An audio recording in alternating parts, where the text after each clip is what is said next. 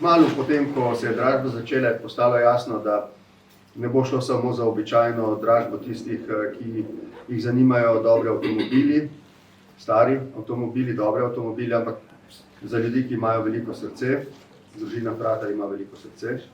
Njim grejo zdaj naši osrednji izrazi hvaležnosti. Namen je pač bil, da pomagamo tistim borcem iz teh nastropij. In ko smo se že pogovarjali malo prej, gre ta gesta naprej in v mesecu marcu se bo speljala še ena dražba. Kar se tiče njegove, da narečem, kvalitete, avto je bil pregledan tako kot čisto vsak avto. Res nismo nič skozi prste tle gledali, ker pač avto je avto. Ne vse, ko ga pripelje na pregled. Se bi rekel, v glavnem avto je brezhiben, res, tako da čisto vsak, kdo ga odpelje, kdo ga registrira, kdo se bo kakorkoli pogovarjal z njim. Avto dela in to je to.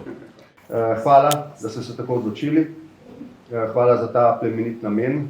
Mnogi vam bodo hvaležni za to in sprejmite naše izraze občudovanja. Srečno pot in vse dobro. Hvala.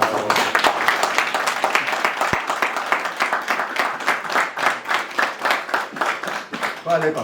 To je to.